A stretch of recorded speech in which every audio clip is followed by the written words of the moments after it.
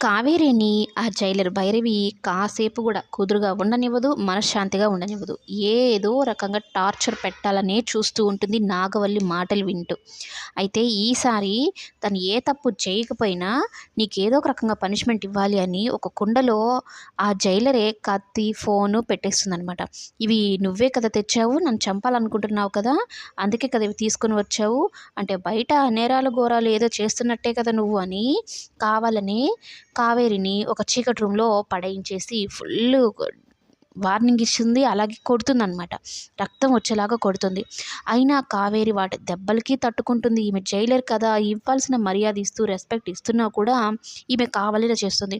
అయితే ఏంటి, ములాఖత్ కోసం ఎదురు చూస్తున్నావా? మీ అన్నయ్య, నీ కూతురు వస్తారని. ఒకవేళ వస్తారు, నీ శ్రేయోభిలాషి వాళ్ళని గనక చూస్తే వాళ్ళని అటు నుంచి అట్టే పైకి పంపించేస్తే అన్నట్టు మాట్లాడితే, అప్పటి వరకు మౌనంగా ఉన్న కావేరి ఆ ఒక్క మాటతో బాగా కోపమొచ్చి జైలర్ గొంతు పట్టుకుంటుంది. నువ్వెన్నన్నా సహిస్తున్నాను, పడుతున్నాను.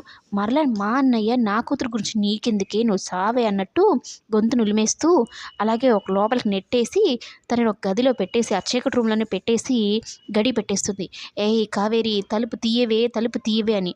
ఈమె ఉంటే ఎటు ఇక ములాఖాతుకి నన్ను వెళ్ళనివ్వదని గడి పెట్టేసిందా, పరిగెత్తుకుంటూ వెళ్తుంది. కానీ అక్కడ తీరా చూస్తే సత్యంకి బదులు దేవ వచ్చుంటాడు. అస్సలు సత్యంని ములాఖత్తుకి పంపించకుండా, కావేరిని కలవనీయకుండా చేయడానికి సరళ నానా రకాలుగా ప్రయత్నిస్తుంది. ఆఖరికి కిరోసిన్ కూడా మీద పోసుకుంటానని బెదిరిస్తుంది.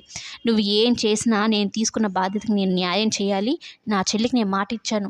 నా మేనకోడల్ని, నా చెల్లిని నేను కాపాడుకుంటాను అని.